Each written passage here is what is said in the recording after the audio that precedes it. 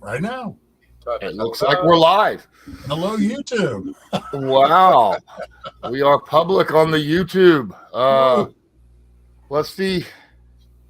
Got Jack and Tom with me from Patreon. And now, obviously, we're going to talk about film evaluators to start this off. But who knows where the conversation will lead us. We might end up talking about our favorite sit-down restaurants. Who knows what happens. Why we're evaluating film at our favorite restaurant. Yeah. Well, I mean, you know, ain't nothing like good food and watching film. That's right. There you go. Together, right? That's right. I can think of a lot worse things. Oh, absolutely. Absolutely. Yep, that's true. Well, it depends upon who you're watching film of, right? That's, I mean, yeah, and that's where true. the food comes from. That's true. But so this was brought up. I thought about this after I had my show with Brett Coleman. Good show, by the way. Yes, it was. Thank you. Mm-hmm. I have a ton of respect for Brett. Back when he left the NFL 4 years ago, 3-4 years ago, he was still pretty new and starting out on his own. And I happened to reach out at the right time. You know, I was starting out about the same time he was starting out on our own. He came on my show. We kind of connected, became friends, kept in contact.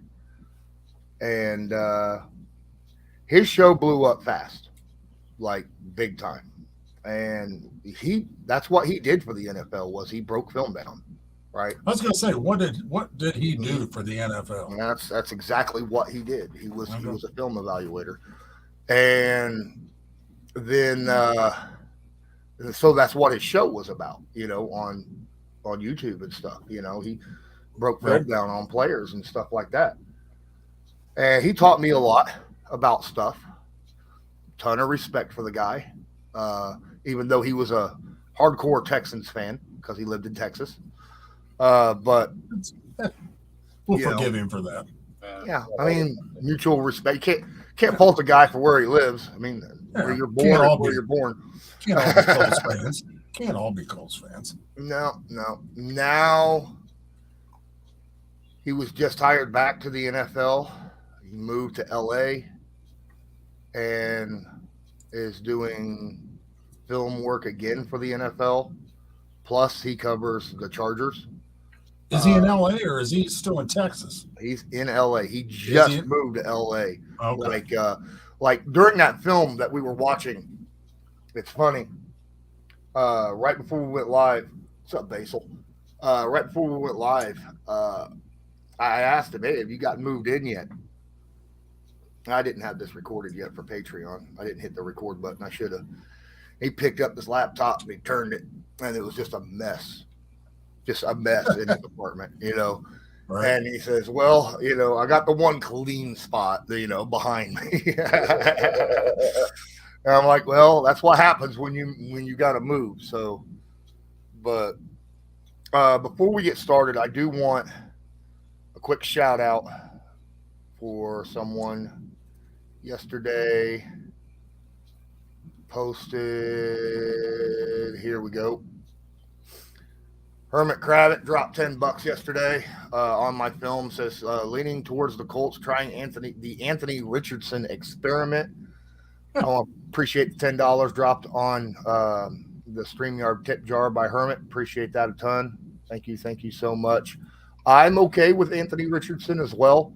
I just found a tweet of mine from, oh my goodness. Like, hey, where's Matt? What's up, Matt? Hey, how you doing? Found a tweet of mine from 4 months ago, January 21st. That said, if you think Anthony Richardson is a high draft prospect, you probably put brown gravy on your country fried chicken. Right? Oh, yeah. Well, I put white gravy on my country fried chicken, but not. Oh, I don't. Hey, I put all kinds of gravy on my food. You know, it's got to have a little something. I mean, yes, I understand the white gravy is also good too. Or white gravy. You don't put white gravy on a pot roast. You know, you put Brown. Well, I get it. There's certain things, but it's like if you had either or, that's different. But if you just had the Brown, I'm going to say, yeah, sure, I'll take the Brown. You didn't give me an option. But, yeah, so I wasn't very high on Anthony Richardson. I didn't think he was a top 10 prospect in this draft. Oh, no. I understand what you're saying. And Basil's right there with you. Huh? I said Basil's right there with you. Yeah, I see that too. Yeah, this is all donations that are pro Richardson should be returned. Now, to be fair, I don't think there's a single quarterback prospect in this draft that is a day one starter. Right. No. I feel like all of them, if you have an experienced guy already in your quarterback room, they should start over anyone in this draft. I feel that way 100%. I'm on the sense that no quarterback should ever start in the NFL day one. I'm the kind of guy that you put. Now there is a few. There is a slim few, like a Peyton Manning. There are those certain ones that should start on thing, but there are. I mean, that's like 1% of all quarterbacks ever. You know what I'm saying? Let's break it down this way. But most of them should sit. There are quarterbacks that should start day one, but there are very, very, very few quarterbacks that start day one and actually have a winning season, their first season.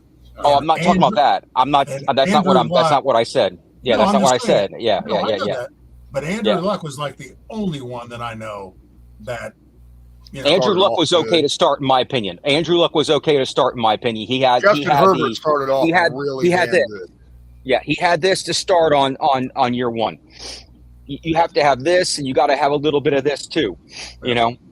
Yeah, you gotta have that. You gotta be able to compete with the speed and how you have the brain to take up all that information and all that information in front of you to be able to. It's a lot of information to take up. It's not college, man. Yeah. But the thing is, though, Matt, even if you shouldn't start day one, if you're in that room, you know as well as I do, you're an injury away from stepping in there and being a starter. Oh, that's different. Yeah, because I know what you're saying. There's some guys where the top guys go in and there's no one to start. You know what I'm saying? Where you go in and there is no quarterback to put in front of him because there's dog, you know what, and then there's him, you know, and you might as well put him in, you know. Yeah. He's got his YouTube words on. So Brett, I don't know if we're live because I was talking with someone. Yeah, we are. Yeah. Brett yesterday, actually, I recorded with him on Tuesday. Brought up a really good point where 90% of quarterbacks, even more than 90% of quarterbacks drafted in the top 10, generally are going to suck because the teams that are drafting in the top 10 had bad seasons, which means they're a bad team. They don't have support cast around them, right? You're you're drafting a quarterback, but you don't have an offensive line. You don't have weapons for him. You don't have a support system. Maybe you've got bad coaching or new coaching or something of that nature on the team. And that's what really downfires a lot of these quarterbacks. Like, you know, when you're talking about, you look at the Jets history or the Browns history or something of that nature, you know, where, you know, they keep drafting these quarterbacks really high, but because they don't have a support system around them, it's pretty much just devastating to that quarterback. Not just, you know, doesn't matter how much talent you have, right. You know, right. Correct. You're just putting them in a no-win situation, a rock and a hard place. And that's huge. That's why a lot of times with quarterbacks that are drafted high, if your team is not set up to help that young quarterback evolve into the NFL level, you should probably sit them. Otherwise, he's going to get beat up, tore up. His confidence is going to get shot. and you're going to ruin him for the rest of his career. You know, his Right. confidence and everything is just going to go to crap. The Jets quarterback is actually absolutely, I think, the best example of they should have sat him for a year. Even if they put White in there for a year, I think it would have helped putting White in there and letting him sit for an entire year. It would have totally worked out for the Jets. Josh Rosen is the biggest prime example. Oh, absolutely. Absolutely. I remember when Rosen, I thought Rosen was a surefire win. Arizona put him out there. Yeah. No Yep. None. I was just going to say that.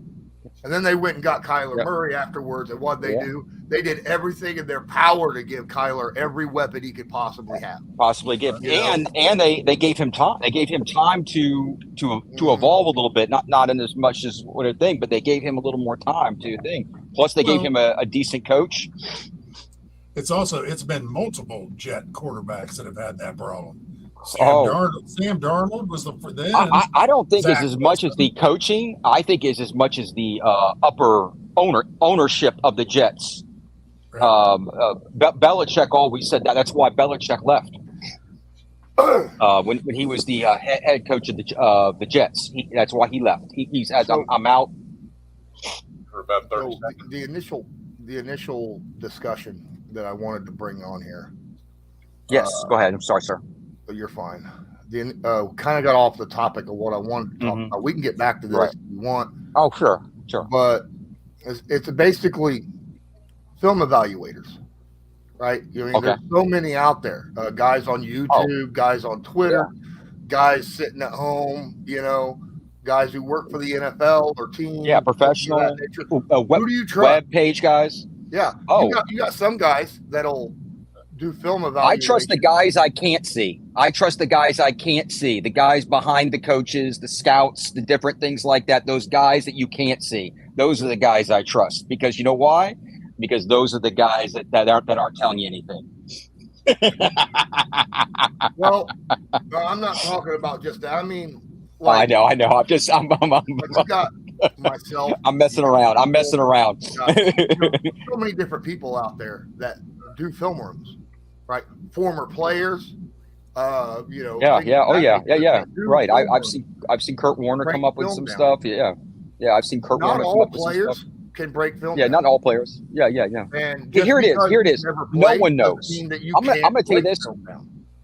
Yeah, no one knows because guess what? It's a lottery. I've seen some coaches have great picks, and I've seen some coaches have terrible picks. Even my coaches had terrible picks and great picks all at the same time. It's just like no one has great picks the whole thing. You're going to have picks that just fall off the wayside, even if it's not a great pick. You're going to have some picks that aren't good. It's a lottery. You're throwing dice. Okay, so Matt, I'm not necessarily talking about teams, right? I'm not talking about. But I mean in general. But I was using that in a general. I was using that in a general thing. Yeah, where the public I was using that in a general thing about guys, right? Yeah. I was using that in a general aspect. I was just showing that as a thing. Even when you go up to the coach level, they still do it. Then they're getting their information from that. So when you look at the YouTubers and all the other aspect, they're throwing their information out too, and they still don't know. They're looking at what they want. So I'm not saying that there could be wrong. I'm just saying that could not be a good person. That could be a good person. You don't know. You got to wait until the sausage is made, so to speak. You know what I'm saying? Until they get out on those draft picks get out on the field. That's the only way we know until those guys get out on the field. Till we got to see what they do in the NFL, because college is college and NFL is NFL. So, all right, give me 1 second here. Okay, all right.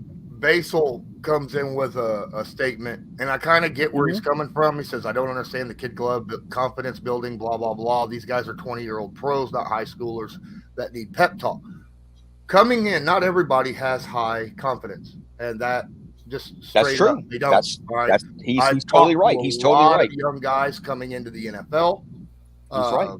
college guys, they don't have the confidence. Not everyone does. And even if some people do, there are some people who do. If you can come into the NFL and start off poor and you don't do well, your confidence can get shot. I have talked to a lot of guys where that has happened. For instance, just 2 months ago, I talked to a Pro Bowler, Brandon Graham. You probably heard of his name, right? Pass rusher for the Philadelphia Eagles. And he discussed how his career did not start off very well at all. He came into the NFL high confidence, but he did not perform to his own expectations, to the expectations of the team or the expectations of other people. And his confidence was getting shot. And he had to step back and take steps to gain that confidence back, right? So Correct. That could happen to anybody, depending upon when. That first year in the NFL is damn near make or break for just about everybody. But moving on into the film evaluation thing, just because you were, like I said, just because you were a pro player doesn't mean you could break film down, right? There's a lot of guys who were never taught how to break film down. They'll sit in a film room with their coaches, and the coaches are going over film, but they themselves don't know how to go and do that on their own, Correct.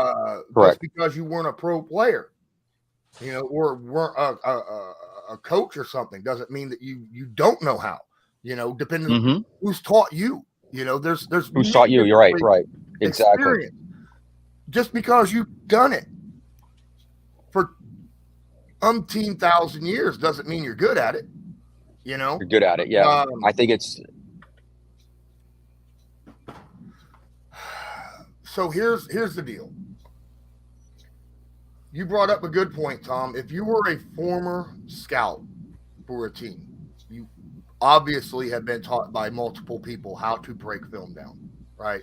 I would think so. Yeah. Does it mean that you're good at it? Well, what's your job right now? As you said, well, if you were, there's some scouts that are better than others. Never got hired back. Never had job offers to get hired back. Scout that's been doing it for 30, 40 years. I think he's a great scout. I would not. I'm talking about, like, you see, the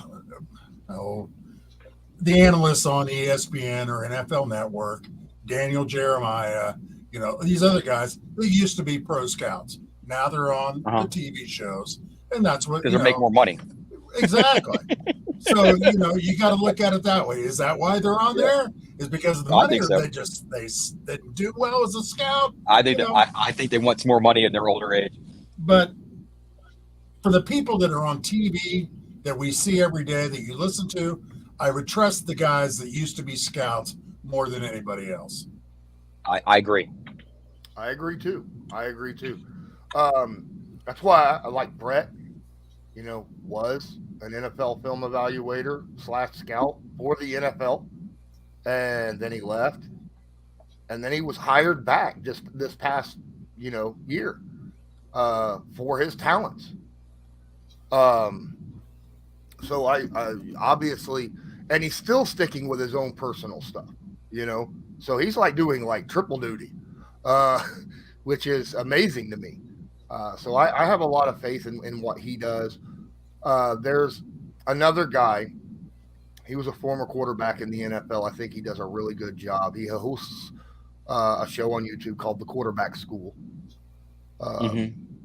He does a good job. He does film rooms. He was never really a big-time quarterback in the NFL himself. But, again, sometimes the best guys that can break film down weren't your starters who played day in, day out. They're the backups who studied a bunch of stuff behind the starters. Those are the guys that were pros that I feel like are really damn good film evaluators. Now, obviously, I think Peyton Manning would be an amazing film. I'd listen to him because I mean, good Lord, that's what he did day in, day out at home, right? Right. Yeah, Tom was outside of also one too. Yeah. But some people, hey, I appreciate you, Enzo Fernandez. Thank you. There are some people out there, though, that do break film down. And they see it one way and they're stuck on it. And if someone brings up a separate point, oh, no, you're wrong. You're wrong, wrong, wrong, wrong, wrong. I don't, and I'm like, you didn't even see this part, I've had a lot of disagreements with other guys who break film down at times. And we don't always, certain things catch certain evaluators' eyes, right? Right away. And other things don't. One guy might see a really big positive thing from a player on film, but miss this negative, this when they take off, getting off the line of scrimmage at the snap. They might see really great hand movement, but see that he's shuffling his feet too much. Might not see that. Things of that nature, or vice versa. And then when it's brought up, they completely deny that. And those are the guys that I don't want anything to do with. If they can't get to the point where they want to grow themselves, because I'm nowhere. I mean, I love breaking down film. Oh, I know you do. You're but good I at know it. for a fact that I miss things occasionally. Know this, and I admit it, and I am willing to to grow and to learn in that aspect. Right. And I learn every day. Every time I watch film, I see something different. And I realize it. I've seen multiple times where people are like, this player did awful on this play. And I'm like, actually, that player did pretty good, because I'm seeing where the four guys around him didn't do their job. Didn't do their job. And Yes, it yes, affected correct. him. And Right. that was the problem on that play. And when I would bring that up, and they would get so, O'Sullivan, that's his name, Basil. Yes, thank you. Yeah, that's his name, O'Sullivan, from the quarterback room. Yeah. Yeah.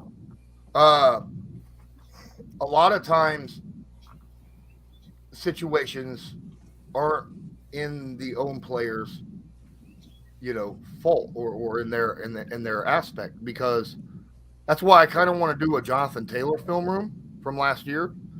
Obviously, he had a down season. A lot of people want to put it on his ankle, his injury. A lot of people want to put it on the offensive line. I want to see what actually held him back, why he had an off season. So I do need to break that down a little bit. I'll probably do that this week, maybe drop a film room on that. That's what I'm hoping to do. I'm not putting a guarantee. My life is still is just now starting to kind of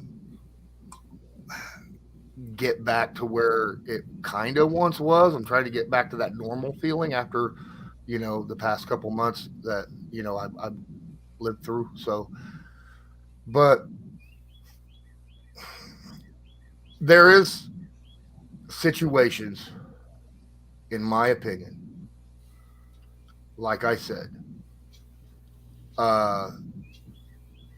that you can't always trust what certain people say. Now, there was there's a gold jacket quarterback out there that I had a little Twitter beef with, right? That breaks film down for the NFL. Now, today, he's an analyst. Played for the Rams, won a Super Bowl with them. Maybe you've heard of his name. I don't know.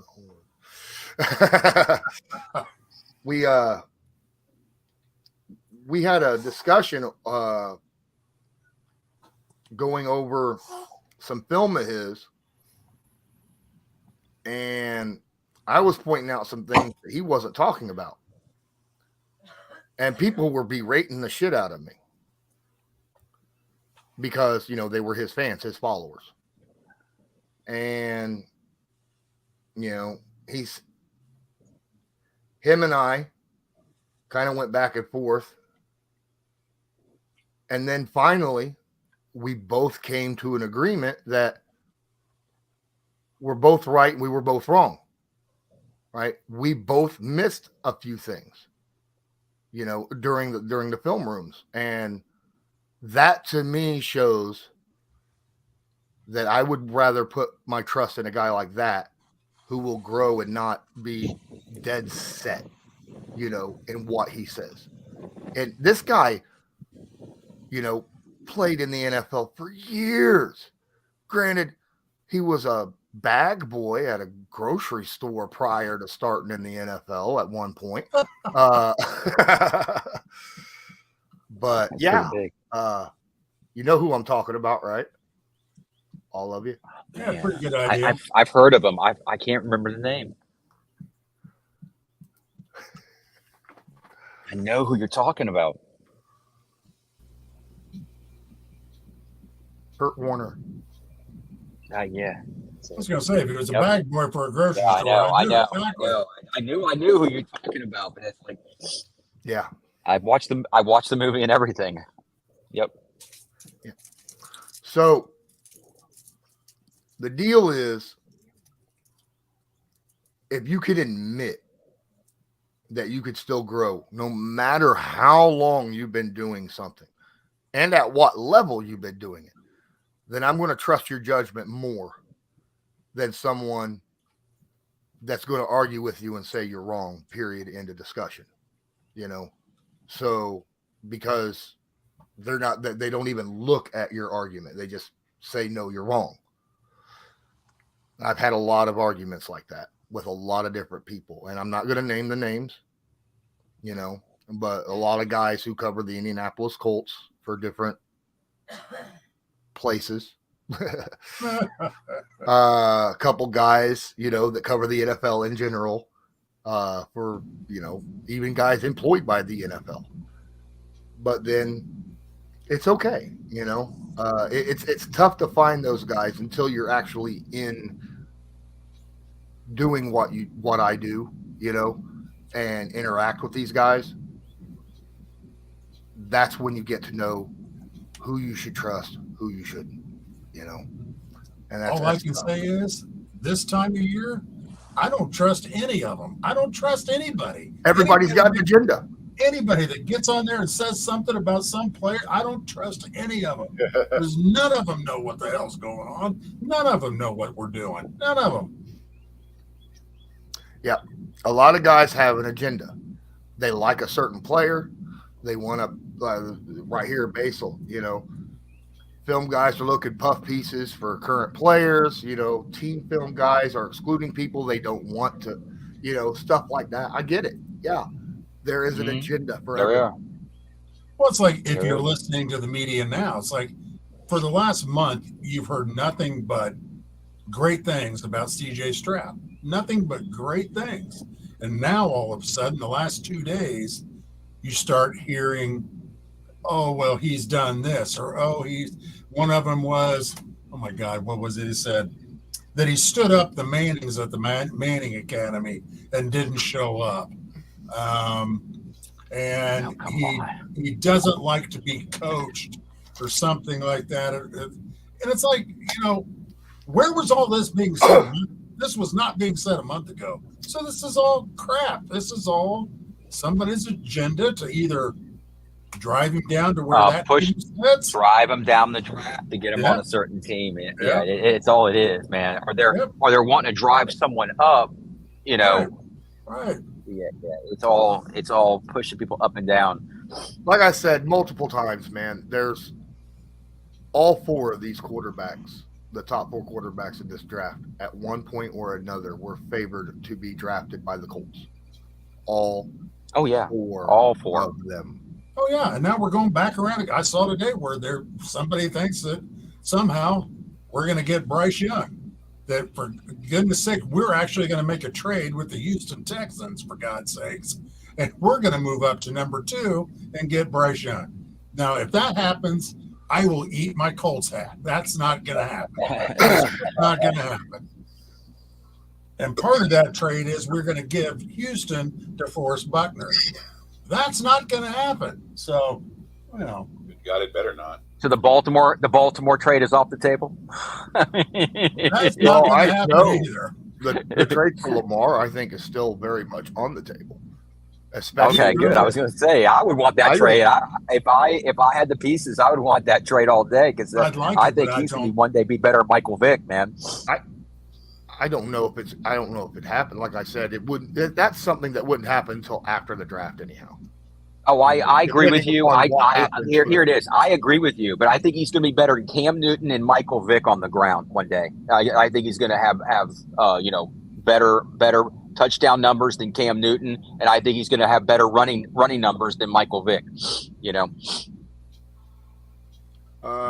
Ski asked if that's a green screen. It absolutely is. I make no, we know it isn't. He's got that whole setup back there. I've never said otherwise. I've never made it a hidden thing. Yeah. My home and all of my memorabilia burnt down like 7 years ago. So kind of have to use a green screen now. But it makes a great background for me. His friend helped him out. Yep, absolutely. But yeah. So that's my thoughts on film evaluating, right? And I have evaluated the film. I just couldn't do film rooms on most of the college guys this off season because I could not get access to their all 22 because a lot of the colleges had already given it out to certain people, and I was too late apparently in getting it. So I wasn't able to get, stuff like that, but I was able to watch games and watch sky views, of them. But since it's live broadcast, I can't use that, on YouTube and stuff because of copyright. But I'm still worried about all four of these quarterbacks. All four of them. Oh, absolutely. And I worry about quarterbacks every year. I still think the Colts will probably draft one. Number 4 overall. We have to have one. I don't think the Texans draft a quarterback. You don't? I've been saying you thinking they're going a different direction. I think they're going defensive line. They need help on the defense. They're number 2 overall. I don't think there's a quarterback in this draft worthy of number 2 overall. I don't think Bryce Young is worthy of number 2 overall. They have a quarterback that's decent right now that could hold their team up for a little while. They need to get other pieces, prime pieces. And honestly, at number 2, getting a Will Anderson or something like that is perfect for the Texans. I've been saying that for a while. Well, you think about it, they've got multiple first-round picks next year, too. So now, if that happens, the odds of the Cardinals trading back goes up because that means, more quarterbacks on the board. Teams are going to want to come up. There'll be teams that want to come up and grab it. Yeah. So either way, I still think 2 quarterbacks will be off the table by the time the Colts pick.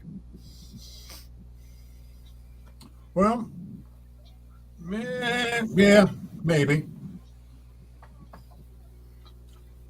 Question is, which 2? Either that, or is it possible the Colts trade with Arizona to move up to 3? Appreciate you.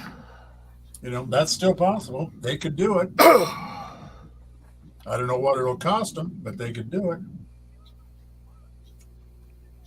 So,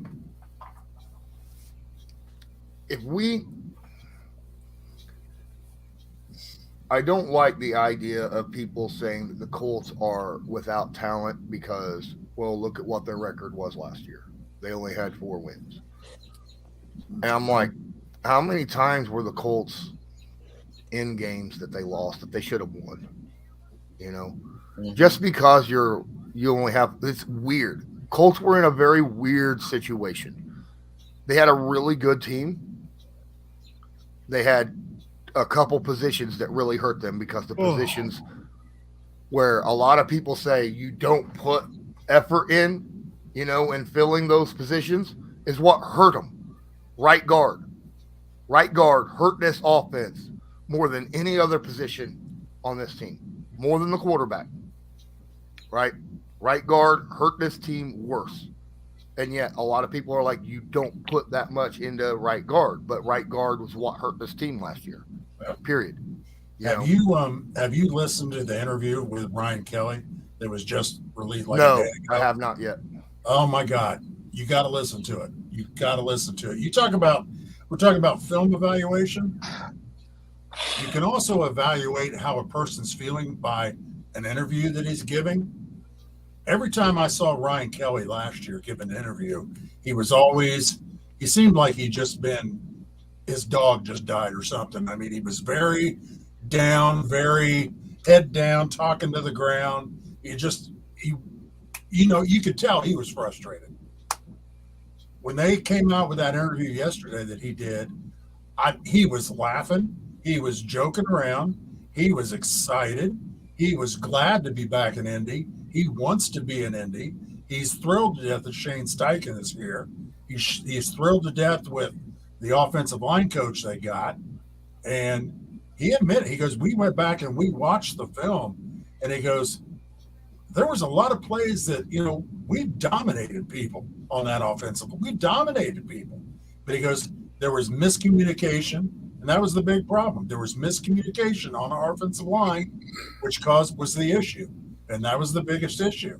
So I was glad to see Ryan Kelly. He's fired up. He is ready to go.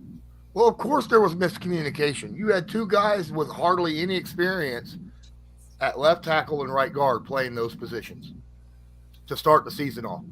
And instead of letting them sit and be bad and learn the communication and stuff, they started playing musical chairs with the positions. Right. And you're not going to learn anything at that point. That's why the offensive line, Jeff Saturday takes a lot of heat. But the one thing he did do, and you got to give him credit for, he selected an offensive line and stuck with it the whole time.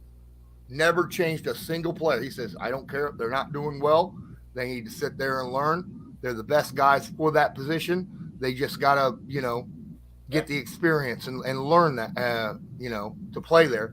And it got better and better and better and better as their experience and their communication and everything started getting better and learning on the fly, basically. So that's one thing that I do give credit. Basil sitting there saying Strausser hurt us more than the orange barrel we had on the field at right guard. Amen to that one. Yep. Good point. Well, you've got to listen to that interview with Kelly. He was even talking about, he was like, we got to get back to the way it used to be, where when you walked into that offensive line room, we were all one. We were one unit. If someone didn't want to be in that room, we didn't want them in that room. When you walked through that door, you wanted to be in that offensive line room. We were apart. We were all together, and that's when we dominated. He goes, last year, it wasn't like that. He goes, we got to get back to that. So when you listen to it, it's amazing. He was like the Ryan Kelly when he first came out from Alabama. That's the way he looked. And it got you fired up. I'm excited to see what they're going to do. I really am. So that's what I was talking about. Everybody wanted to get rid of Kelly, because, they say his play went down last year, which obviously it did, but, there was reasons for that, Obviously there was a mental issue that was going on with him, but also, there was a freaking turnstile sitting right beside him, that he was scared to death of. Also, he says, and you'll see it when you listen to it, he goes, the night when they hired Shane Steichen, that night Steichen called Ryan Kelly and talked to him for 20 minutes and told him that he wanted him on this team, and he was a vital part of what he wants to do. So, he goes, that right there, that's all it took for me. I'm all in. I'm ready to go. I felt that way because the one thing Ryan Kelly is so good at is getting to the next level. And, coming off the blocks, coming off a double team, getting into the second level into the linebackers and safeties and laying a block there as well, and you need to have that when you got a guy, especially when you have a quarterback who's mobile, who might take off with the football, so that's pretty good. Well, another thing too, you got to think, if you got a rookie quarterback, it helps to have a veteran center. Oh yeah, who can help call out protections and things like that. That is huge. And I also heard somebody talking about that. That huge guy from Ohio State, the 6'8", 350-pound. He's a right tackle. He's in the draft. And I guess the Colts have shown a lot of interest in him. Juwan Johnson or something like that. But I heard somebody was talking about that they could get him, bring him in as a right tackle, and move Braden over the right guard, because that's Braden's natural position. And that's what he started out as, a right guard. What do you think about that? I don't think Braden's played a snap at right guard in the NFL. No, you're right. But that's what he was on Auburn. He was that college. I think he did last year. I think he played like one game. Did he? I think so. I think that was part of that whole shuffling in the first 4 or 5 weeks. I think he played one game as right guard, and they were like, "Nope, this ain't working because our right now we got shit at right tackle and left tackle." Not good. That didn't work. Yeah, they're not coming through the middle; they're coming around the ends now. Yeah. But you never know. I mean, that's a possibility. Maybe they, if they get this huge behemoth of a guy at right tackle, that's what he's good at, and they kick Braden in the inside. That's possible. Yeah, but where is this guy figured to be picked at? He's projected to be second round. They're talking about picking him at number 35. Now, I expect a right guard to be picked somewhere between 2 and 4. That's where I'm expecting, or offensive linemen in general to fix the offensive line, somewhere in the 2 to 4 range. Yep. That's not bad for guard. You don't need to use a number 6 overall to get a guard. Yeah, no, not a guard. Saying. Tackle is different. A guard is, yeah. But I think it depends. You could go late first round on a guard. That's where I would start. If you want a really good guard, Quentin Nelson sitting there. Yeah, exactly. Then I might think about it, but that's different. Yeah. I mean, he would have to be elite. He would have to be elite for me to get a top first round guard. Elite. I mean, like I'm talking like I want to throw out mine because I know like a Meekins. You know what I'm saying? That kind of elite. That's what I know, that kind of. I think it's going to depend if there's a corner sitting at that first round or second round pick that they're interested in. Corner, pass rusher. Yep. If there's a guy that they feel, and I know a lot of people are not happy with the second round pass rushers that Chris Ballard and his team has grabbed, but they can't stop swinging at it. No, you got to keep trying. You got to keep trying. I mean, they've gotten talent there. They just, for the most part, have gotten hurt, but they'll continue to swing at pass rusher, defensive line. They obviously got to get cornerback in this draft. They obviously need to get an offensive lineman in this draft. Yeah, that's right, Basil. Juwan Jones. That's the guy's name. But Speed says we need to replace Paris. That's what the Isaiah McKenzie pick was supposed to be for. The speed guy down the field that's got experience. I understand where you're coming from, though. I think Paris is going to blow up next year with the Giants. I honestly do. Yeah, I know. I think he's the best receiver on that team right now. With Danny Dimes. Especially with Danny Dimes, he's going to be good. As long as he stays healthy, you're right. But I don't think wide receiver is as high of a need as a lot of people seem to think. Do we have a superstar receiver right now? No. But we have two guys I feel like that are good, and one guy that we've got talent there, right? We're not completely bereft of talent at wide receiver. Okay. Correct. And also tight end. Michael Pittman Jr. is a good receiver. I feel like Alex Pierce is a guy that could grow dramatically in his second year. You know, Isaiah McKenzie can be that guy that could slip up under in between the safeties, downfield when he needs to. And then obviously our tight end position is just stellar. I think our tight end position is one of the best in the NFL.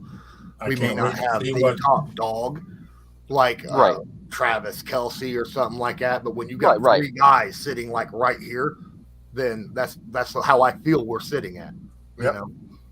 Can't wait to see what Jelani does this year under Shane Steichen. Can't wait. Yeah, that's what I'm talking about, Woods. I mean, I think he's going to be good. I think he's going to be good. I think Kylan Granson is going to have a stellar season. I thought he was doing great right up until his injury. Was it like week 9?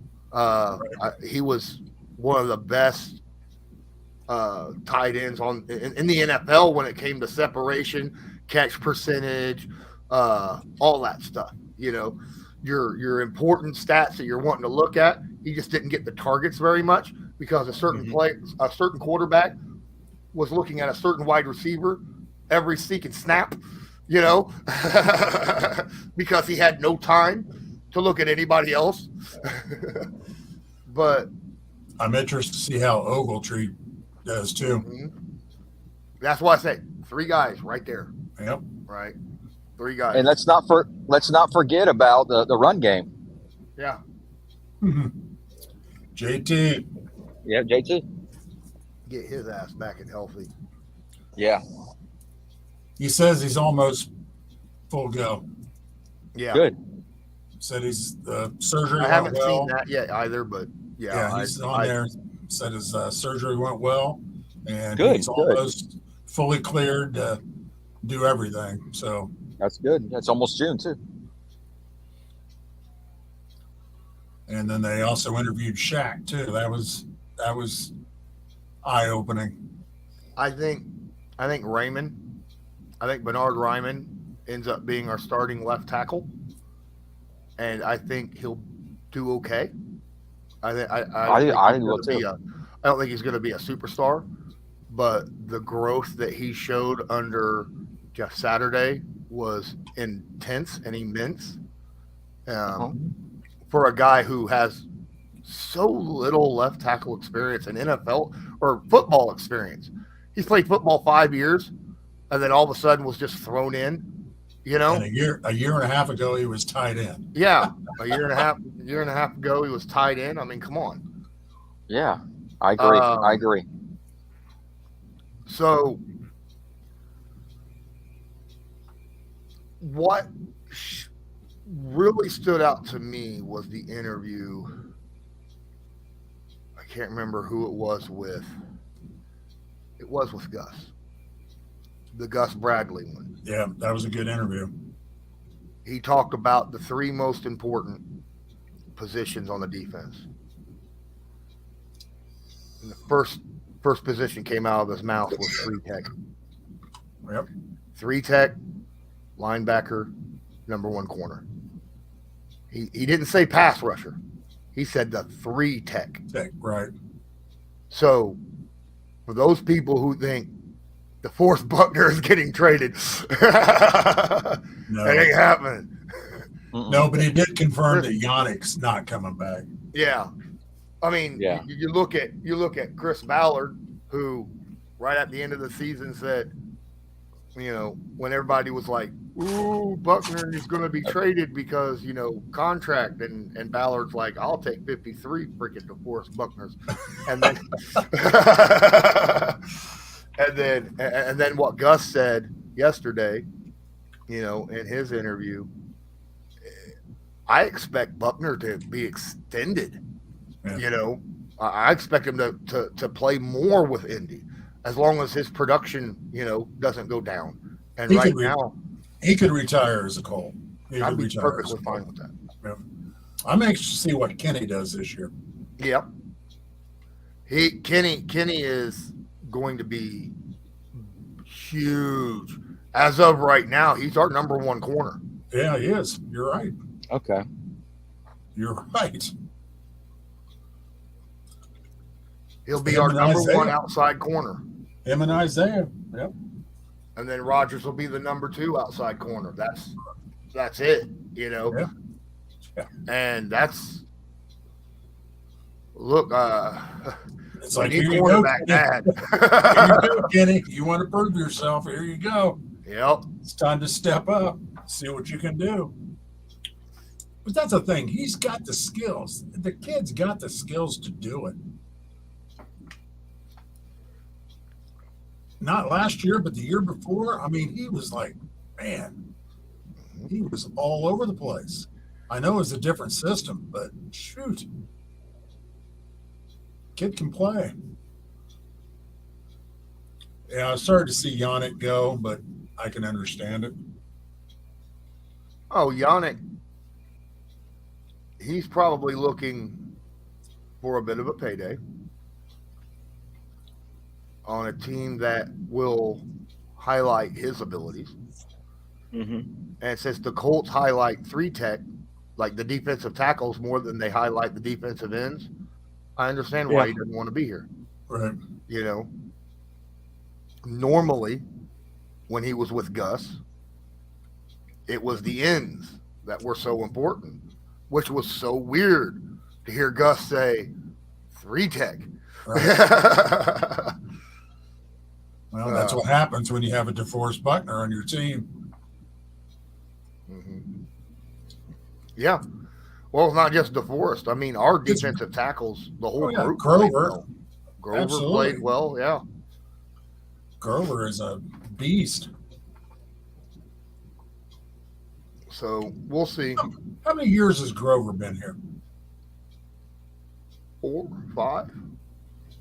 Let me look. Is he on his second contract? Yes. Yeah, he got extended a couple years ago. Oh, no. He's been around since 2017. Well, I know that it was his pick on the draft is the one where the silly orangutan from the zoo picked him. He got extended in 2021. Okay. 2021, okay. Or what? No, he got extended in 2020. For how long? 3 years. 3 years. I think this is his final year too. This is his final year. Yep. This will be the final year then. Let me look, just to be 100% sure. Pretty sure this is his final year of his contract. It is. Yep. Well, if He's he getting keeps paid playing, $10.5 million this year. if he keeps playing like he's playing, he's worth it. Yep. There are times last year that man just took over a game. I mean, it was like, boys, just get out of my way. I got this. Yeah, there was entire drives that started and ended with Grover Stewart, right? Exactly. Speed makes a good point. Gilly's going to be hard to replace with a rookie, no matter how deep the draft is at corner. Unless you get a guy like a Sauce Gardner or something like that, you're absolutely 100% right. And he is a great man-to-man like corner. Second round down.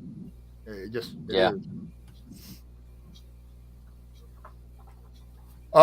Good question here by Joe. Joey, what's up, Joey? Says, why hasn't Rocky Sin gotten a job yet? Do you think he's looking for something specific? I think he's looking for a payday. His rookie contract is officially over.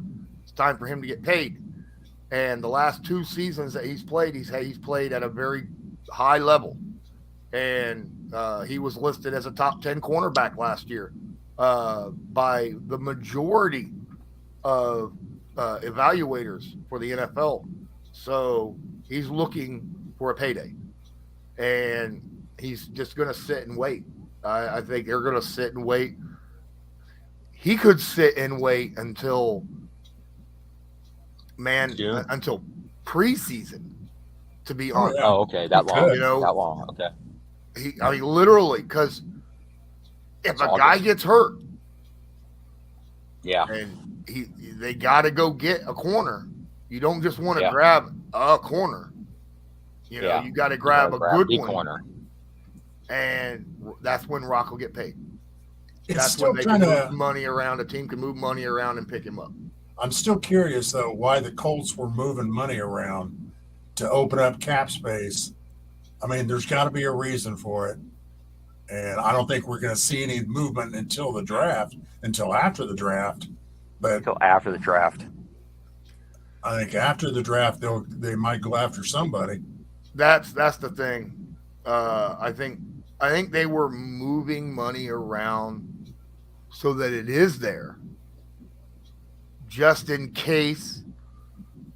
That way, they could move immediately. You know what I mean? Right. There's no wait time. When a guy gets in the building and you want to move money around with them, you move it right away. That way you free it up just to be on the safe side. Right.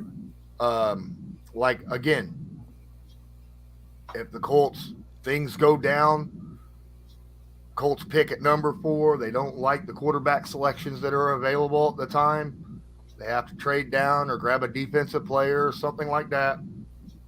They already have the, money freed up to go out, maybe go after somebody else, Or even in season, they have that money to move.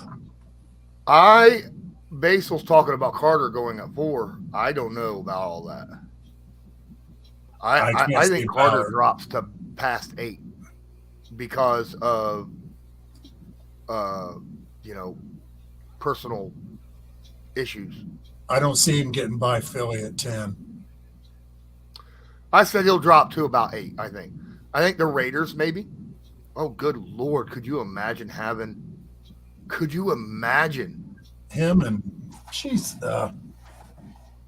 what's his name? Max. Yeah, Crosby. Him and Max Crosby side by side would be scary. Would I take? Whoa. In a heartbeat. I wouldn't want to pay him $20 million, but I'd give the man 14. The way he's played the last 2 seasons, I think Rock has earned at least a $14 million contract, probably more. And I'm understanding that defense in general is pretty deep this year. Defense and offensive line is where it's deep at in this draft class. Right. That includes corner, but that's just what people are telling me. But I'm not going to argue with you. Yeah, okay, that makes sense. I'm sitting there saying, with his personality, with the questions about him, I don't know. I mean, we all know that. We all know that Ballard puts really high. It's like, look, dude, I got to be able to trust you. That's true. That is true. Yes. I heard. What do you think about? Because I've heard this, that there's a possibility we could trade for Trey Lance. Really? With the in division? No, for the 49ers. Niners, Trey Lance. Oh, Niners, Trey Lance. I think the Niners might want more than what the Colts would be offering. A 3rd round this year and a 3rd round next year. I'd do that. If we don't get the guy we want this year, like day one of the draft, right? I'd do that. That's not a whole bunch for a young talent. I think Trey Lance is probably equal to any of the guys in this draft class. Yeah, he just hadn't had a chance to get on the field. Yeah. I'd be okay with that. Well, the Patriots are taking Will Levis at 14, so.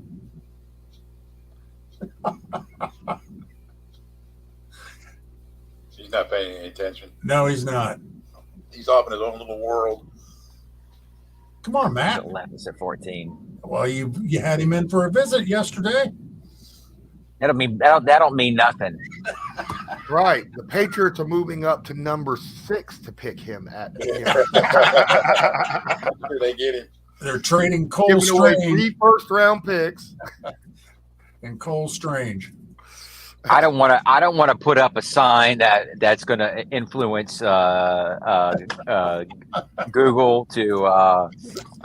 Thank you, Francisco. Thank you, Francisco. I appreciate that. We're going to get a tackle. Y'all know we're just joking. All right. I know that. I was really shocked and surprised to hear that he actually came in for a visit. That's all. It doesn't matter. They bring everybody in. Okay. Yeah. Everybody. Every team brings everybody in. Everybody looks at everybody. The Patriots wouldn't be doing their job right if they didn't bring everybody in. Looking at everybody. Exactly. Because you never know. He may fall. You never know. Who knows? You never know. People fall. People think if they don't look at everybody. But it's not a person of need. Let's put it that way. Yeah, but do you think the Patriots would actually consider taking him at 14 if he fell to him? With Mac still there? I think it'd be a stupid pick even if he fell. I think it'd be a stupid pick. I don't know, because then you got trade value. If there's not a guy that you like at 14, you could trade I understand him what you're saying for like next year's draft picks or a player. Yeah, I understand what you're saying. Understand what you're saying. Yeah, I understand what you're saying. So, I mean, there's multiple reasons for grabbing a guy that you're like, why? Why did you do that? I like Basil's comment there. I understand. Half of the Patriots fans would be going crazy. Yeah. Oh, if there's shots being fired in my neighborhood. But Nathan, put your guns away. My son, he ain't got no guns. I'm just unless he's coming through the door, put everything away. Okay. Get our house raided. My God. Nuts. So, like I said, if this first round goes by and the Colts don't select a quarterback, Colts Nation will go freaking crazy. Oh, they'll be a I'm like, I won't go crazy because, I mean, like I said, if your guy, if the guys that you're willing to take in the top 10, you don't draft a guy in the top 10 unless they're worthy of a top 10 pick. And if you don't feel like there's a quarterback left on the board that's worthy of a top 10 pick, you don't use it. Period. Oh, I know what you're saying. Yeah. Well, right. Okay, I'll get back to you. Take the best man. Here it is. You take the best man at the number that you take it. Exactly. I'm that kind of person. I understand what you're saying. You take the best man at the position. Only need. No. Right. Top 10. Correct. Period. Yes. Correct. You take the best man there at the number. The numbers that you are, the best man is there. You take that at the position. You don't worry about what you have. Well, I'll get back to your original, what we opened this show about talent or film breakdown, film evaluators. There is one person I trust, and that's Chris Ballard. Yeah. He's proven over the 6 years he's been here, he knows talent, Oh, absolutely. and he can find talent. So he must be very good at breaking down film and watching film and finding talent. The one thing that he's not good at is evaluating whether a guy's going to get hurt. Well, Not many of them are. he's got to work on that, Because That can be a hard thing to find because NFL's like you got all number ones playing against all number ones, and when you're playing in the college level, that's hard to evaluate too sometimes. That's because that players might not always be getting hurt in college, and there's the reason. I'd say 90% of Ballard's busts were because of injury. But it is what it is. Another reason is you're not protecting certain areas. I don't want to go there, but you understand what I'm talking about. You're not protecting. Right. What did You gotta Ballard? protect. Francisco says, now you're going to think I'm joking, but if I'm the Colts, I take BPA at 4 and Hendon Hooker in the second. Depends. If the guy, Depends. if you have a guy, your top quarterback target is there at 4, you grab him, right? If you feel Yes. like your favorite guy in this draft is there at 4, because probably won't be the same that the Panthers are looking at. Probably won't be the same, that another team is looking at, because team needs are different for quarterback position, and evaluators are different. So, if your guy is there at 4, you grab him. But if he's not there, I could absolutely see taking BPA at 4. And I would not be surprised if the Colts grabbed Hooker in the second, because they have the 4th pick in the second, So that's early second. He said, okay, Speed thinks that Hooker will be gone by then. I don't know. But if he's there. At 4? No, by the end of the first. He'll be taken in late in the first round.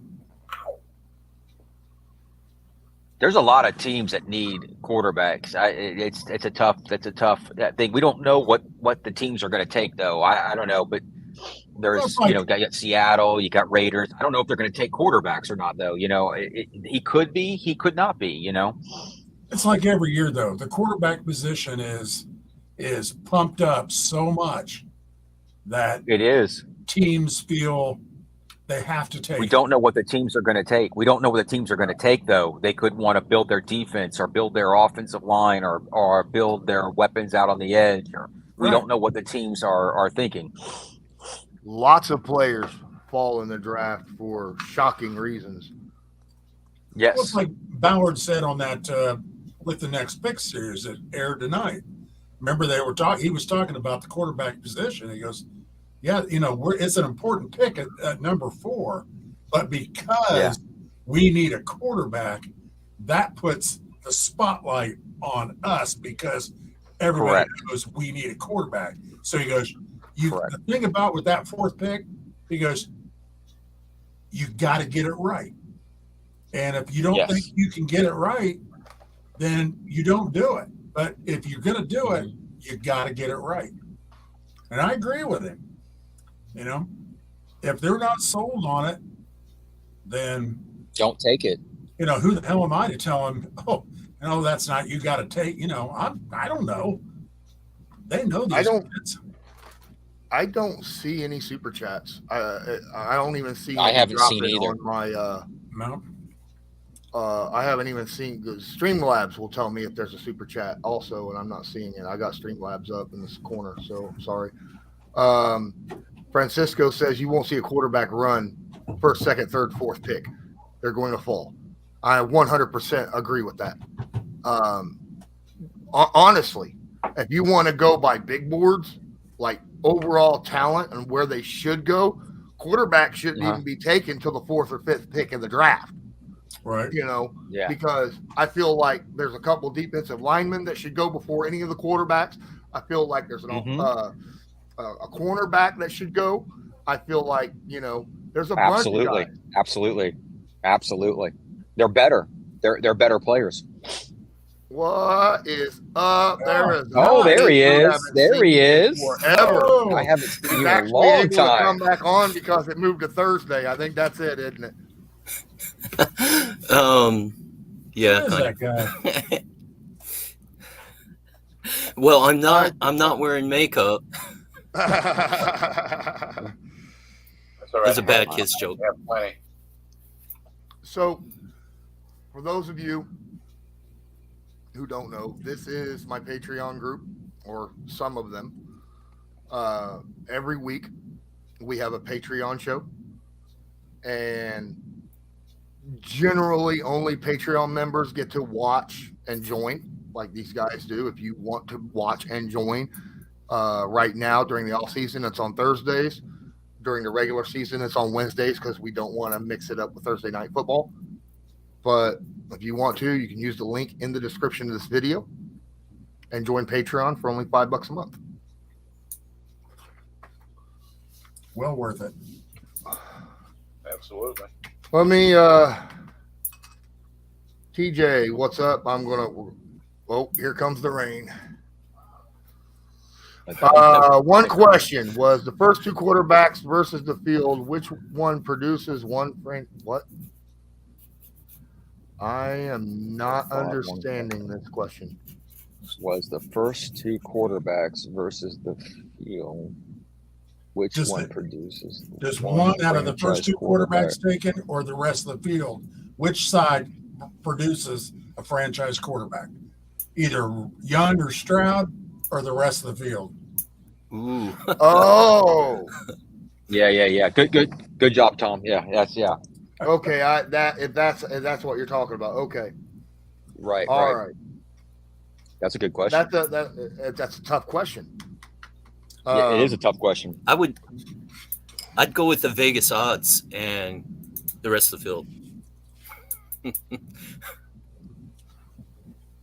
Well, You never know. There's always somebody out there in the late rounds. mhm.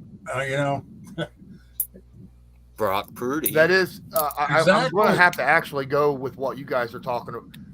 Generally, only about 1 in 4 quarterbacks drafted in the first round get a second contract Right. in the NFL. Correct. Right. Yeah, it's like a 1%. Yeah, it's like a 1% So- per that season. But so yeah, you kind of go odds because generally you got guys, not the top 2 that will actually produce a franchise quarterback. I mean, Hurts, hello, Lamar, hello, even Josh Allen. Josh Allen wasn't one of the first 2 quarterbacks taken. When was Lamar taken? First round. He was lower first 32, round. wasn't he? I think he was the last pick of the first. He He round. was was the last pick of 27. the I think draft. he was like I no. knew it was- Lamar was 27. He was in the 27th pick, I think. I know He he was- was because really the- late the first. 8 I think he was the 27th pick. I mean the 80 Lamar Jackson. the 82 the 82 draft class. No, he was Wasn't that drafted the one that had 32nd Marino. overall. So that was the year the Okay. Ravens won the Super Bowl. So they took him their last pick. Okay. Yeah, you're right. He was 32nd pick, but he's He still was, first round. The Ravens traded up to the last pick of the draft and selected him. Okay, over, so you get the from fifth. Eagles. All right. Right, Francisco, you're right. Yeah, the Vikings traded down. Charles, I don't see a question. What is it? I have a question. Maybe you guys can answer it. Here you go. Here's my answer. Maybe.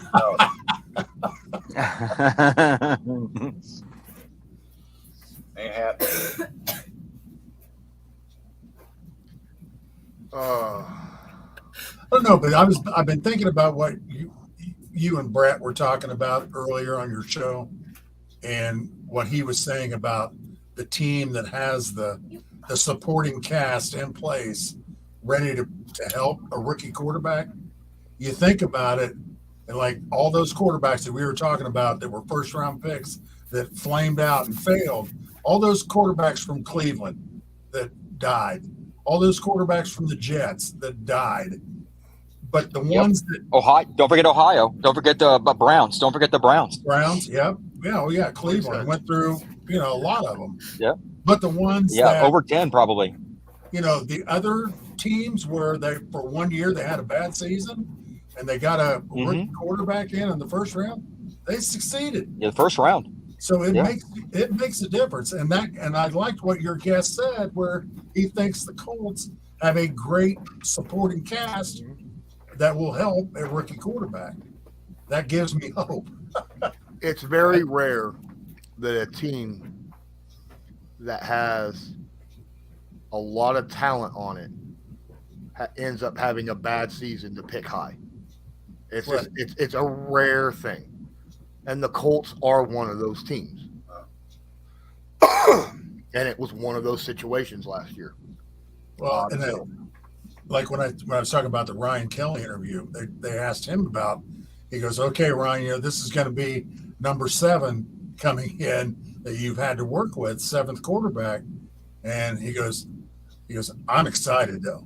I'm excited because I know that when this kid shows up, that I'm going to be the veteran that he's going to be looking to learn from. And he goes, I want that kid to know that I've got his back. And we as the offensive line, we will have his back. So again, I can't wait for you to see that interview. It's amazing. Charles Hill says, how does the GM contact the players that they're going to take? And that's actually pretty simple. As soon as a player enters the NFL draft, they have to have an agent. And then that has to be listed with the NFL home office. How did Lamar get by with that? Huh? How did Lamar get away with that? He selected. Well, it was. I can't answer that. Now they don't have to be an NFL approved agent. Okay. That's the thing.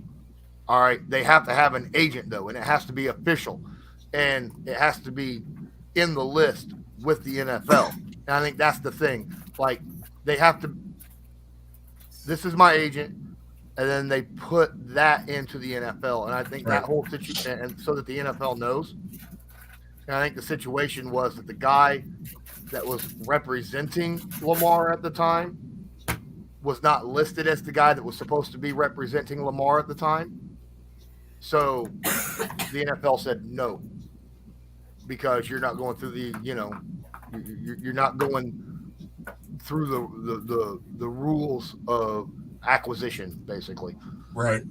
So the NFL has the names of all the agents for all the players, and the teams get a hold of the agents because the team has access to.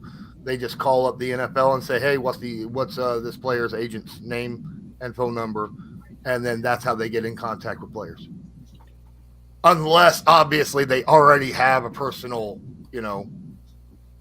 acquaintance, like Chris Ballard, would know, certain guys from the Chiefs, like Patrick Mahomes or something, because he was there, stuff like that. But in general, if they don't already have their numbers, then they get a hold of the agents, and the agents then, they talk through them. How long has that been the case? How long has that been the case? I have no idea. Because I honestly don't know. Because I was wondering about John Elway, because for years I thought his dad was his agent. The same with Terry Bradshaw. You can have family. Like right now, Lamar's mom is his agent.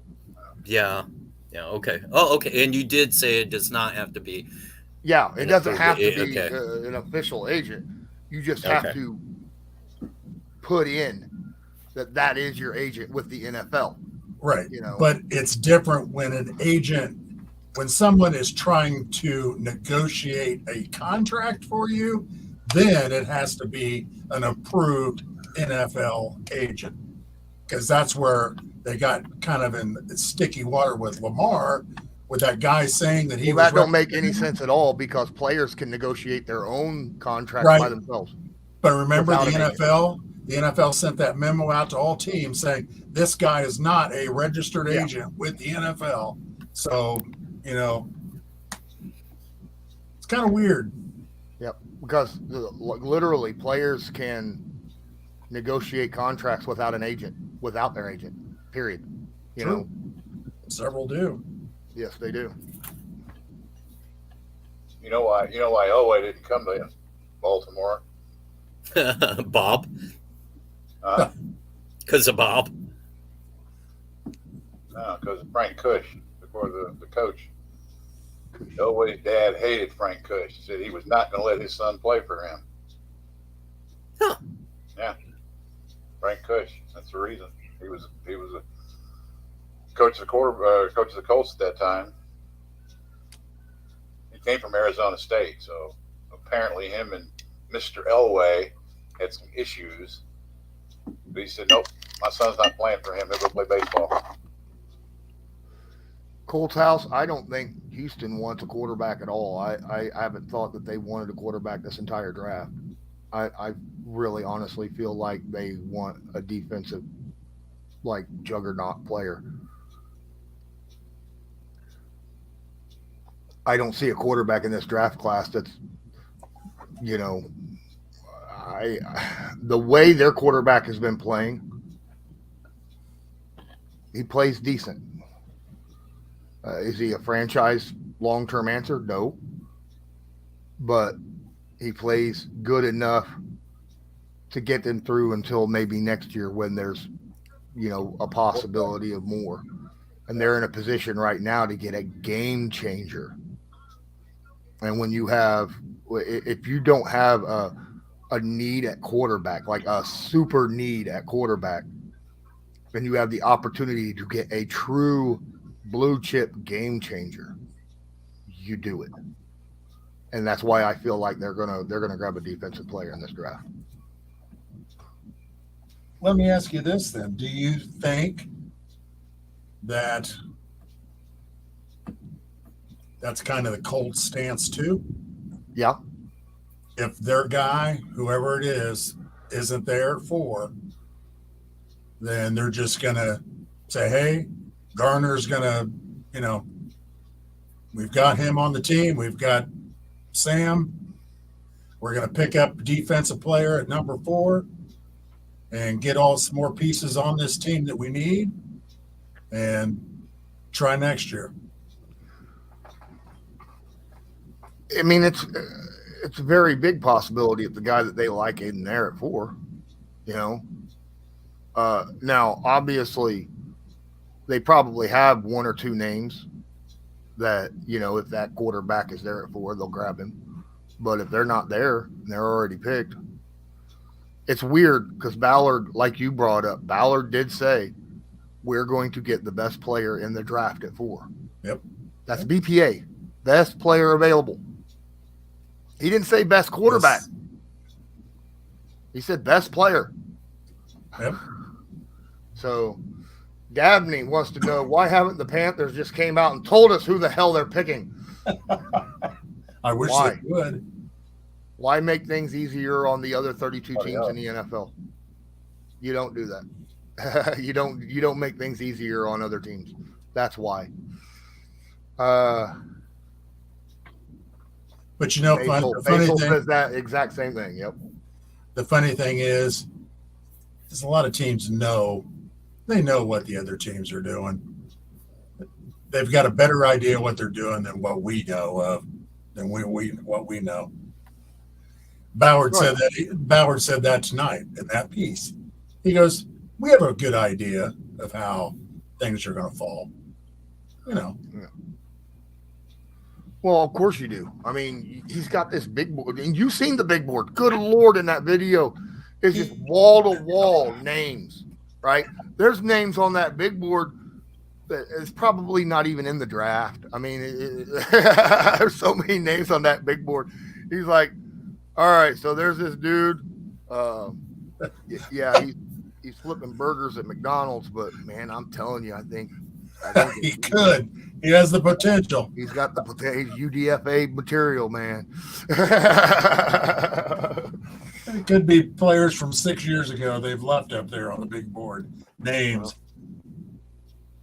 I don't know. There was a guy that was not even a UDFA last year. I think is better than the UDFAs this year, and he's without a team right now. So, you know. He doesn't even know that we're interested. He doesn't even know that he wants to play football. Yeah, this guy's never played a snap in his life, but I've seen the film of him bagging those groceries, and those hands can move. He's got great hand movement. He's got those high traits. Those traits are there. He's tall, he's big, he's athletic, he's got long arms. He can carry 8 bags of groceries at one time. He's got a 90-inch the shelves, man. He can reach the top shelf with ease. Could you imagine him being able to swat balls down? Oh, God. Hopefully, there's no dead guys on the draft board. I hope to God that's not a conversation that's going on in the Colts draft. If there is, Minnesota. Hey, we almost did that. We actually drafted one. The Patriots actually drafted a dead guy. We actually got it pulled back before it actually happened. So, oh yeah. That's actually a thing. The Patriots drafted a dead guy in I forget what year it was, but that happened to the Patriots back in the 60s or 70s. They drafted a dead guy, and actually they got it pulled back before it went through, and that is actually a true story. They were wondering why he's not cashing his checks. Hey, we keep sending this guy checks. Yeah, I know. It didn't go through. They put the card in, and they was like, "Wait, he's dead." And then they was like, "Well, we need that back real fast." And then I hope that scout doesn't have a job anymore. I really do. Well, that's been a while ago. That's when we were really bad. That's when the Patriots were one of the worst teams in the NFL, man. I understand why. If you're drafting dead guys, I understand. Yeah. That explains it. Mm-hmm. Mystery solved. You stop drafting dead guys and you win Super Bowls. It's not a big secret how you do it. Yeah, I know. Gabney. Trivia question. I know the answer to this. Which 2 franchises have picked the most first overall, which is 7 times?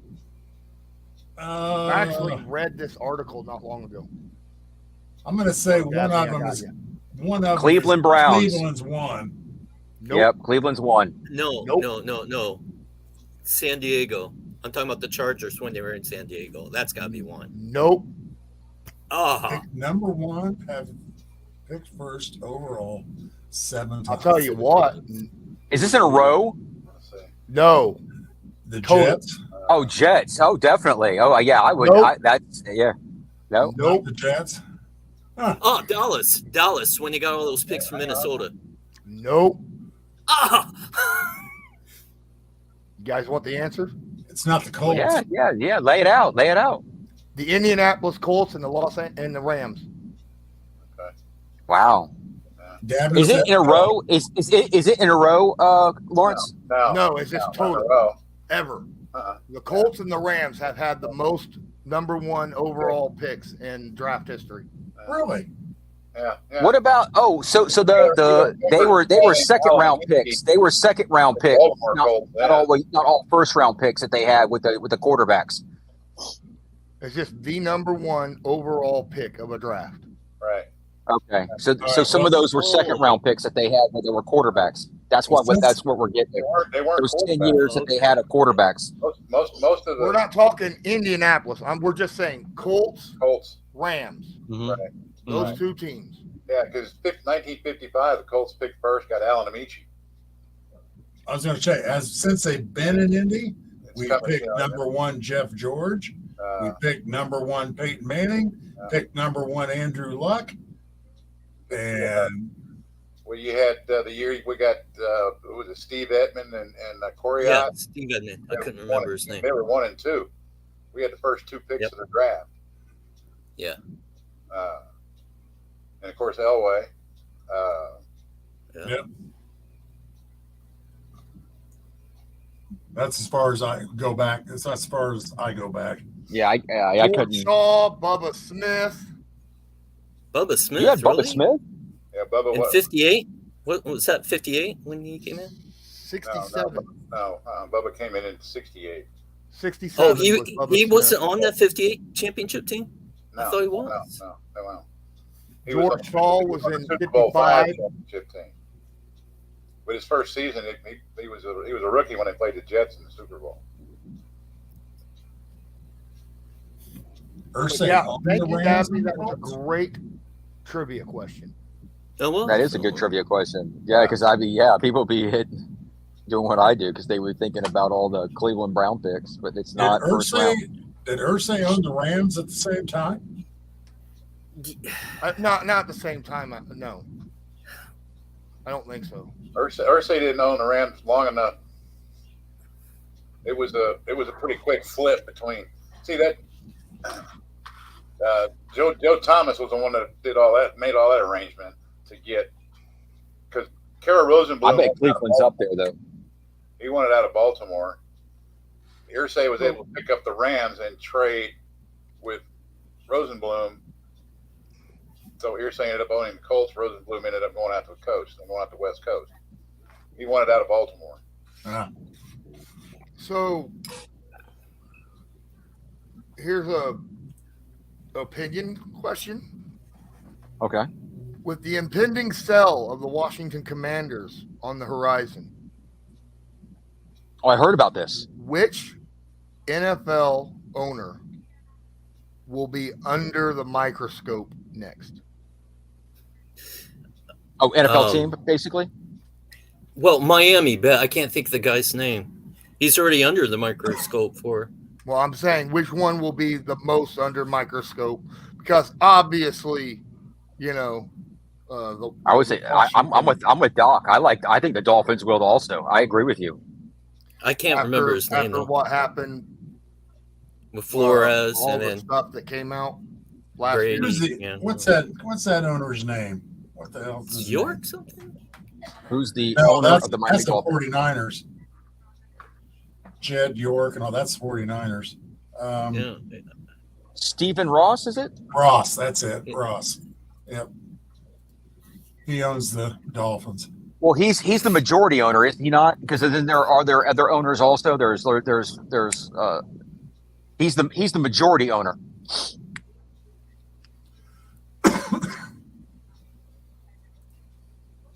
But if he sells it all, I mean, if he has to sell, it doesn't matter. All the other ones have to sell because it's the NFL. It's in the NFL contract.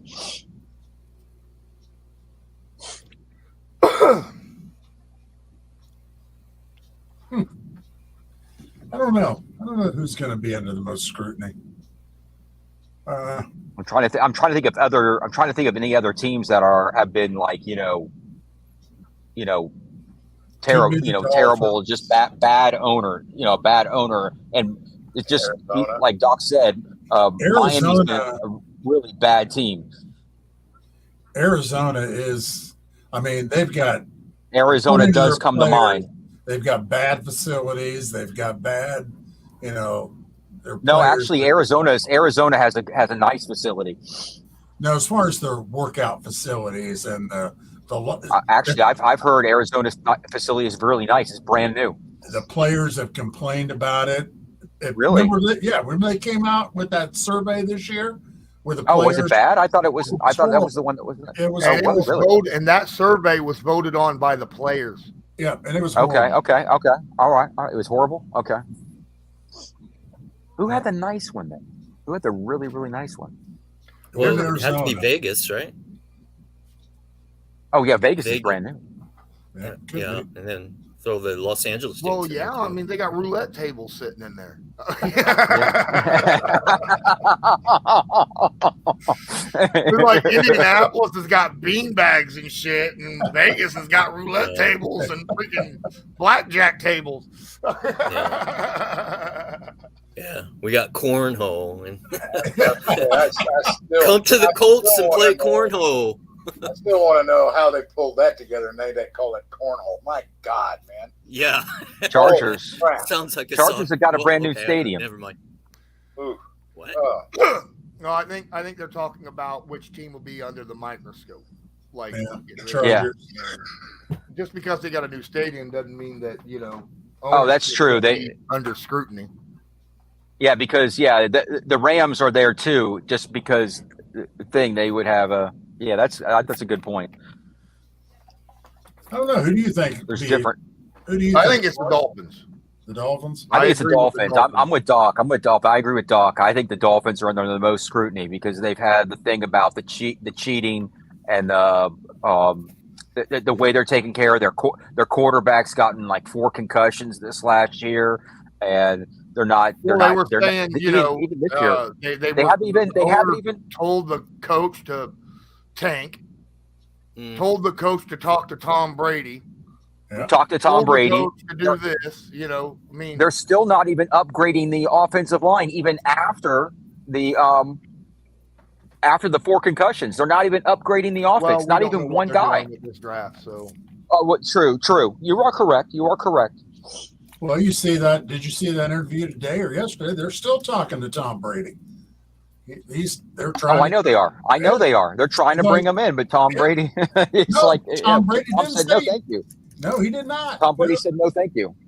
He said, "Well, I got a lot of friends that play in Miami. It'd be interesting." He didn't say no. I mean, I doubt seriously if he comes back, but I understand, but I just don't think I don't think he. Here it is. I don't think he will do it because it's the AFC East, and I don't think he's going to play against his team that he played for in the same division. I think if another good team play for, another team, a good team in the NFC came to him. I know if San Francisco came to him, he played for him on a heartbeat. Well, I don't think he's always wanted to play. I don't think he would be associated with a team that's like the Dolphins right now. Right, exactly. I don't know. With Rodgers talking with the Jets, why wouldn't Brady talk to the Dolphins? Because they don't have an offensive line. Okay. That's another thing. When did that trade? He's going to get his ass killed. When is that trade going to get done? I know. I don't think it's going to get done. The day if it does get done, it's going to be after. Yeah, right. After the draft, you think? Is that what you said, Nat? Probably. If it does, it's going to get after because here it is. The one thing that's being done is Green Bay wants a high draft pick for Rodgers. 2 seconds. The Jets don't. Yeah, the Jets do not want to give a high because they think he's only going to play 1 year. But they're like, no, this guy's a great quarterback, and you want to go for a Super Bowl, okay? And this guy will get you a Super Bowl, okay? You got to pay out for him, okay? Why don't you just pay up? You have the team. You want the quarterback. You got to pay up for him. Plain and simple. It's all it is. You got to pay the draft picks. It did work. It did work for the Rams. So it worked for the Buccaneers. Well, the Buccaneers didn't trade; they signed him. Yeah. Okay. Point and simple. But you get the quarterback. You get the trophy. You want this time. You got to trade for him. You get the trophy. You want the draft picks. Play the draft picks, and you get up there. I don't think Rodgers is guaranteed to get the trophy. I know because guess what? He doesn't do well in the playoffs. He's never done well in the playoffs. I think they have a good defense though. I think the only way Rodgers goes for more than 1 second round pick is if Green Bay eats some of his freaking cap. They got to eat some of that $50 million. Well, they said they would take some of the cap, or supposedly. This is speculation. They said they would take half the cap. And from what I'm understanding, the trade is guaranteed to already happen, and it's already been agreed to. Yeah, it's all about the draft GM picks. drinking. It's all about draft picks. I personally think right now it's all about draft picks, and the Jets think they have the they have it. They have, the Packers in a corner, and the Packers think they have the Jets in a corner, and it's all about draft picks. And I'm like, come on, man. Well, the Jets, And the best thing the Jets can do is turn on voicemail and just don't answer calls from them till after the draft. I heard Aaron Rodgers isn't talking to anybody. I heard Aaron Rodgers has not talked to anybody. He's turned off his phone. Well, they better hurry up. In 2 years, he's going to be playing for the Vikings. So There you go. There you go. We're going to go with Mike White. And just ignore the Pack. And then the Pack would be on the hook for a quarterback that don't want to play for him. $50 million. Yep. Get them worried. Get them want to just get the trade done. That's the thing. Mm-hmm. Because the Jets, if you're the Jets, you need to know who's your quarterback next year. Is it going to be him? If it is, I need a guarantee. That way I can draft and get free agents. Right. Exactly. Around him. So that's what the Packers are doing, is they're making them, you got to pay up. And I think eventually the Jets are going to pay up the draft picks. I think the Jets have to make a demand. This gets done. You agree to this before the draft, or it's not happening. Right. Because you're screwing. Why don't they just do it? Why don't they just do a thing? We'll pay the draft picks if he does 2 years. If he does 2 years, we'll give you this draft pick. If he stays the second year, we'll give you this draft pick. Oh, okay. Yeah, why don't they just do that? I don't know why they just don't do that. A conditional pick. Correct. That is totally fair. I would put a conditional in there. I'll give you a second round pick. Conditional pick. If he plays through 2045, I'll give you another second round pick. Another second round pick. Yeah, that's totally fair. That's totally fair because you want him to stay 2 years. Yeah, you want him to stay another year. So why don't you just give him a second pick conditional if he stays 2 years? How long did Favre stay in New York? 1 year. 2 years? It was 1 year. No, it was 1 year. Played 1 2 year years in Minnesota. He played 2 years in Minnesota. Because like Tom said, because he's going to end up in Minnesota. So that's right. He wants to come back and that is his whole reason. That's the whole reason why, is because Favre only stayed 1 year, and that is this whole reason why this is going like that. And he was talking about leaving. Favre was talking about retiring, and that's this whole reason why that this happened. Because Rodgers mentioned that when he came out of his darkness thing, that he was 90% thinking about being retired. So tired, right?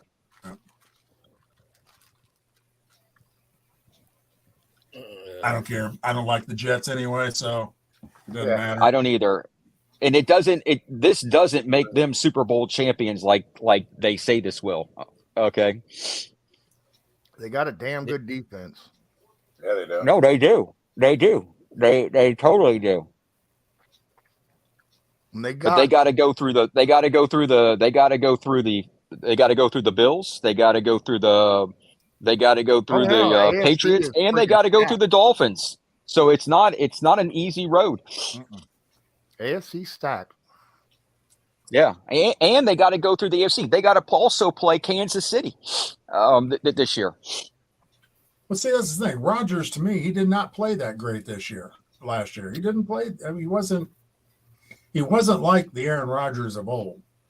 To me, he was throwing to Randall Cobb. Well, hey.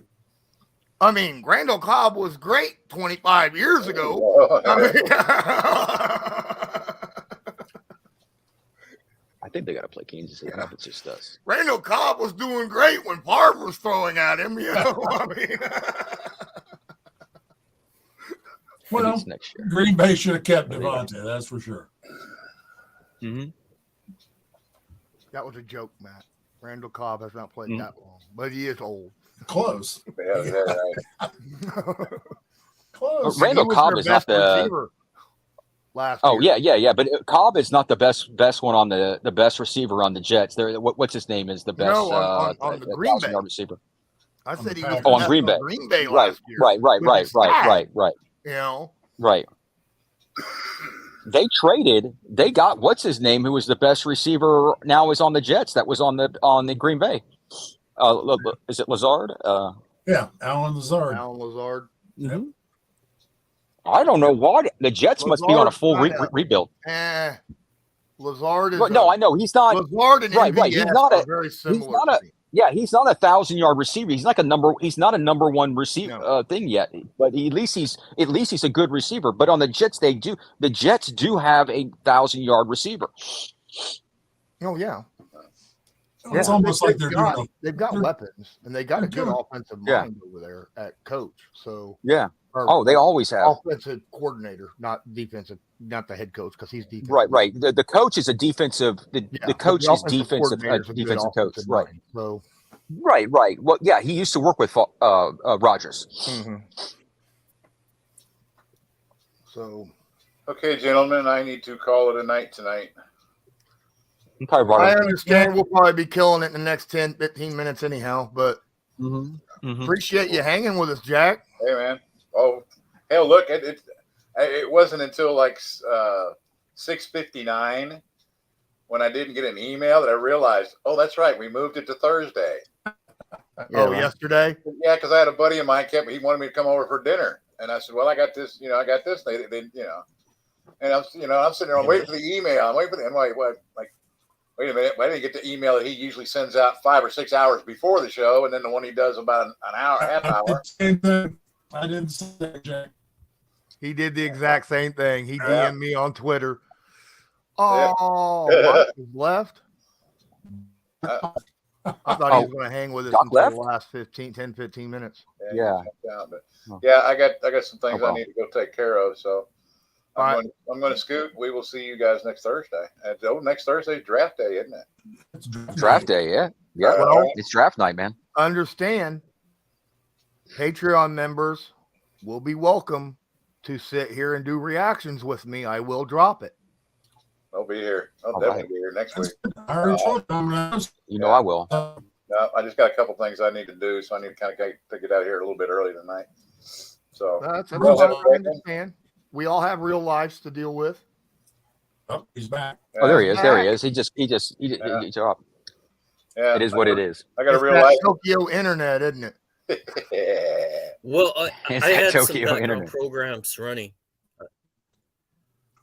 Oh, it happens. Francisco says he'll be there. That's awesome.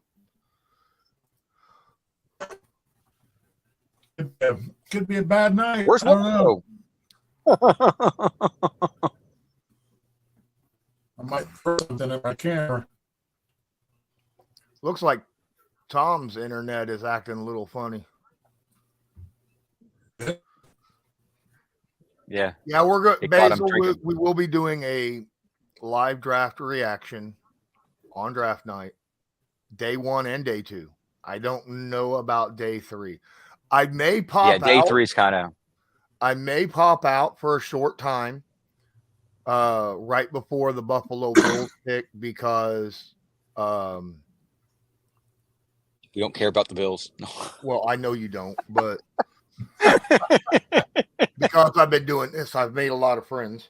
And one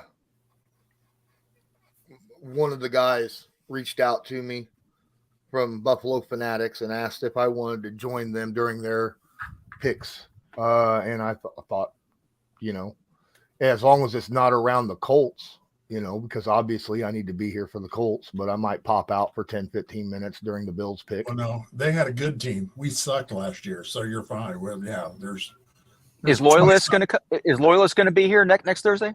I don't know. It depends. I've reached out. He's been so busy. He hasn't been able to do a lot of stuff as of late. So, all right.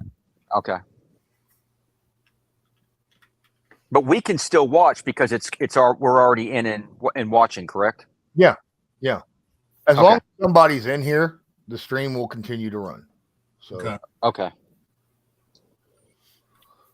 But Yep. What time does it start on the 27th? So I can figure 8 out o'clock, the time isn't here it? in Tokyo. I think it's 8 o'clock.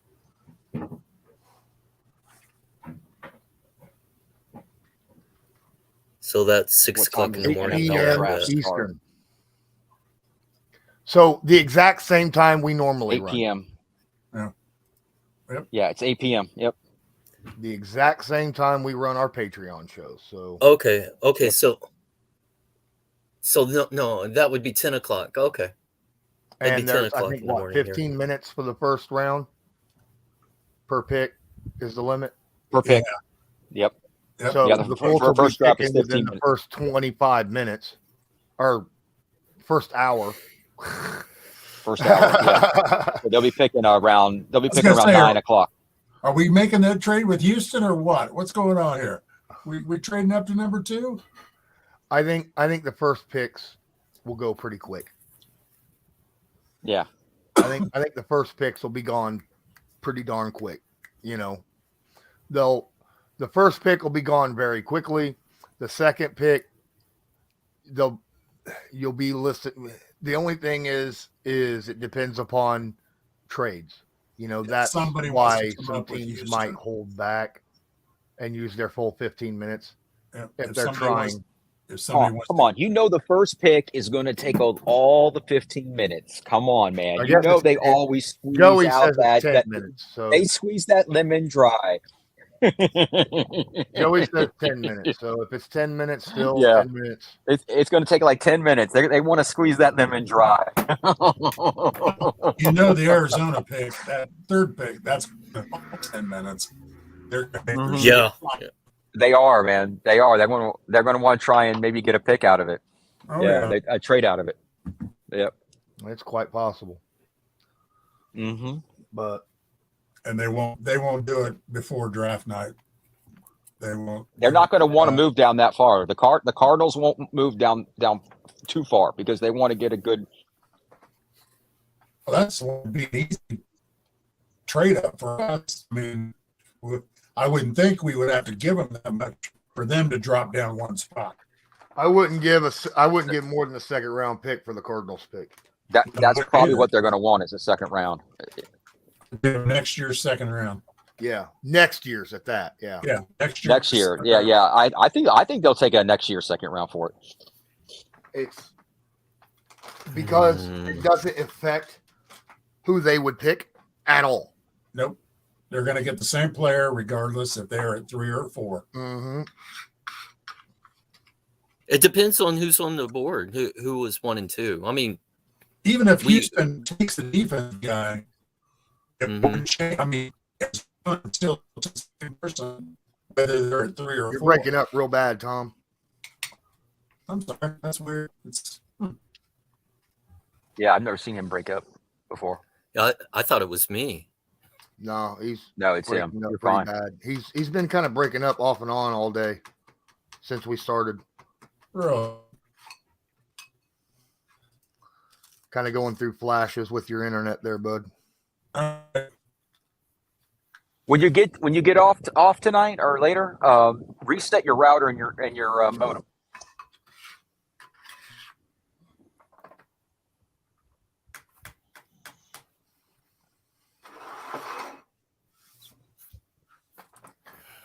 Well, it's been an hour and 53 minutes. I think we've had a good nice little run here anyhow. Yeah. Sure. It hasn't been. We pretty much stayed on topic of the NFL the entire stream. I'm so proud of us. And I wanted to go off topic. Oh, you can't see it. There it is. There it is. Yep. So Jorn. I just finished it. Loved it. Awesome. Yeah, we didn't have a debate, Kielbasa or Brat. Ooh, that's a tough one, Lawrence. I like them both, man. I do like brat though. I do like they do like a nice brat with a little mustard, you know. But I love me some real traditional kielbasa too, though. Oh no, I do. That's why I said it's a tough choice. Yeah. If you're getting fresh, either one, yeah. I don't judge,